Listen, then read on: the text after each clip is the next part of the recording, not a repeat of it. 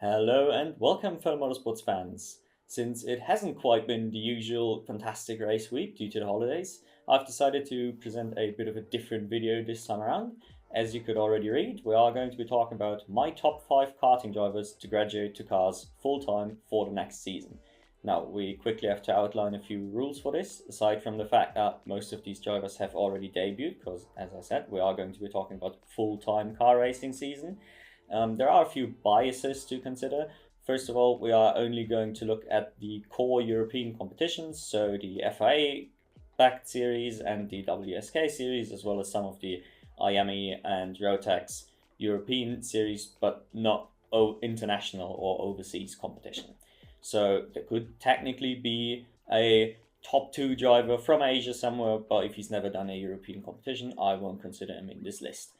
The other one, and quite a big one, if you have never followed the karting scene, this might be a surprise, but we are going to massively overvalue or value a lot higher the shifter kart competition, so KZ2 and KZ, over the traditional OK and OKJ categories, as those are more competitive. They are filled up with drivers that aren't necessarily going to jump to cars, but also some full-time kart racers, so the competition level is just a bit different than just teenagers competing against each other. So with all of this out of the way, let's get right into it with my number 5. 16-year-old Latvian Tomas Stoltzmanis gets this place on the list due to his incredible results in the shifter karts this year. He's been around since the 2017 season in some international competitions, but really only switched to a proper full-time European season in 2020 and has since done really well.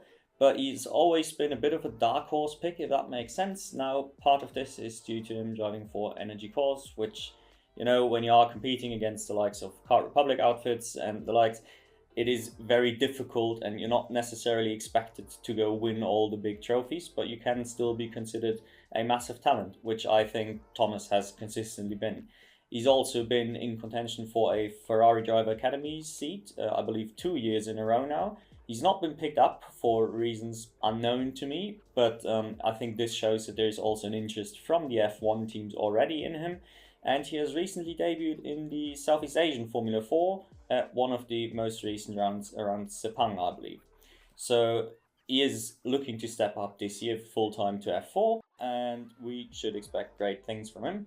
Highlights of his career so far include, for me mainly, actually, it probably is run around the Wackersdorf World Championship. Both his win in the Road to Wackersdorf event, as well as his run during the actual World Championship. Obviously, while he couldn't quite win the title itself, he was very competitive throughout the weekend and truly a joy to watch. Keep an eye out on him. Number 4 on this list is occupied by 15-year-old Dutchman René Lammers. He has appeared on the European scene at the end of the 2018 season and had a proper breakout year during its 2020 campaign in the mini category. He's cooled off a little bit during his stint in the juniors category, but his real breakout year has been this year. He has debuted in the OK category at the end of 2022 and has been absolutely stomping it throughout Europe all year long. He is the reigning European champion as well as the vice world champion in the OK category. His program for next year has already been announced, as he is going to be racing with MP Motorsports in both the Formula Winter season as well as the Spanish Formula 4. Remarkable about his career is that he has won the Ferrari Drivers Academy shootout at the end of this year, but has somehow elected not to actually join the academy. It is a bit of a mind-blowing gamble move, but I think it shows that both him and his management are very confident in his skills and that they don't need to commit to a manufacturer just yet, as he will have all the opportunities in the future. I am very much waiting to see what he can do in a Formula 4 car, as he is the only one on our list to not have debuted already. Number 3 on my list is 16-year-old Jamaican Mercedes junior Alex Powell. Alex Powell was probably the most difficult one to rank on this list, as him and Key Nakamura Berta seem to always match each other no matter what, and the reason why he is a step below I'll explain when we get to Nakamura Berta himself. He has transitioned to Europe for the 2019 season and has since slowly developed to become an incredible force on the European stage. His proper breakout year, I would say, was 2022, where he was set to win the European Championship in the OK category before a team order scandal robbed him of the title. He has then transitioned to do a dual OK and KZ2 program this year, as did most of his peers on this list. And it's not been quite the success he had probably hoped for. He was set to be a favorite in most of the championships he's competed in, really, but has only gotten away with the Champions of the Future title out of all of them. His run at the Shifter Kart World Championship was a particularly disappointing one, as was his World Championship run in the OK category, but overall he has still consistently shown the incredible pace that made Mercedes interested in him. So even though he did not leave his karting career with the trophy cabinet quite as full as he had hoped for, he is still very much one of the brightest prospects coming into next year. He has had a pretty successful debut in F4 already in the Italian and the Euro 4 Championship. While he's not quite hit the ground running like we might have hoped for, it was very much solid, better than some of the mediocre Premier guys at the very least. So he will only be improving next year and will probably be competing for the title in whatever championship he rocks up in, I would say. As you may have already guessed, number 2 on our list is Japanese Alpine junior Kei Nakamura Berta.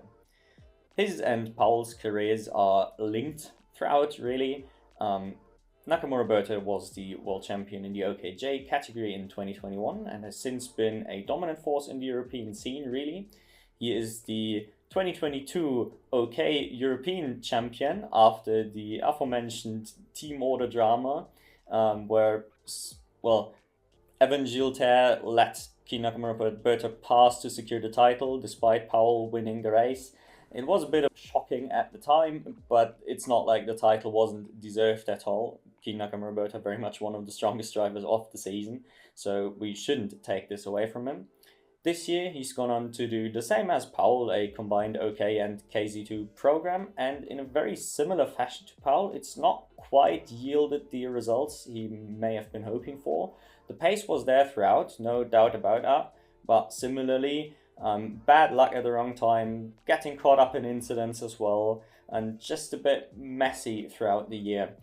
The reason I put him above Powell really is a bit of a biased one, but I got to witness both at the KZ2 World Championship in Wackersdorf live, and Nakamura Berta got sent to the back of the grid really early on and had a phenomenal comeback drive, and watching the guy just get like 2 passes every single lap against some of the best drivers in the world in our category was so stunning to watch. So like, yeah, that's why I put him above Powell. Very arbitrary ranking, the two are so similar, we really got to see more of them together to make that judgment, but yeah, that is my reason really. He has since also had his debut in the same series that Stolzmann has debuted in, the Southeast Asian Formula 4 at the end of this year. It's been reasonably successful, but not really the strongest grid. Tricky to judge, but at the very least it didn't look like he had any major problems adapting to the car, and I'm sure we are going to see great things from him in the year to come. If you like this sort of content, don't forget to like the video and subscribe to the channel if you want to see more of it.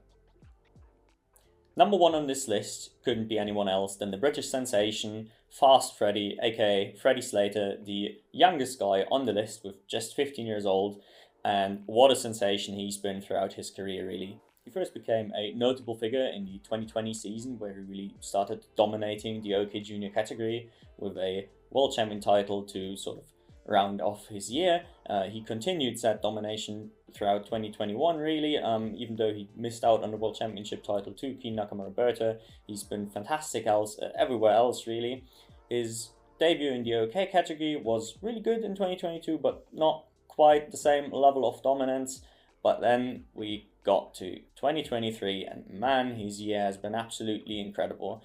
He has had all the success and more that Powell and Nakamura Berta have been hoping for, and all of this without any academy backing or anything of the likes, because he quite frankly doesn't have to pick a team yet. I wouldn't say. He can wait for better offers to come, probably the way his career trajectory is going. He's done the unthinkable thing by winning the European KZ2 Championship in his rookie season as a 15-year-old kid going up against all the best karting drivers in the world. It's been truly incredible. It's been very dominant as well. It's not been a just like a decent lucky title with his with the other favorite crashing out or something like this. It's been a fantastic dominant run. I'm really sad he didn't elect to compete in the World Championship. I'm sure he would have had a very good shot at winning that one too. But instead of doing the World Championship or the OK category, he has also already tried his hand at more car racing. He did the Ginetta Juniors, which in the UK is quite popular for 14-year-olds as well. And he has also absolutely dominated both the Ginetta Junior winter season. Well, not dominated, but won that one, and then absolutely dominated the regular season. Broken the win record without even competing in all the rounds, because he just decided to quit afterwards, basically, when he turned 15 and could focus his attention on Formula 4 racing. He's also debuted in 3 different series already, with the British, the Italian, and the Euro 4 series. Done reasonably well in all of them. Got close to a podium in the British F4, scored a pole position in the Italian F4, Euro 4 actually, I believe it was. Either way, scored a podium on his debut in a Prema. So truly remarkable. Clearly doesn't need a lot of time to adapt either, and I very much expect him to be a favorite in any series he competes in this year, really, and probably in the next couple in the foreseeable future. So if you haven't heard of him already, keep an eye out for Freddie Slater. Have I ignored any of your favorite karting drivers? Or do you have any suggestions for other videos? Let me know down in the comments. Otherwise, thank you all for watching, enjoy the holiday season, and I'll see you all in the next video. Bye!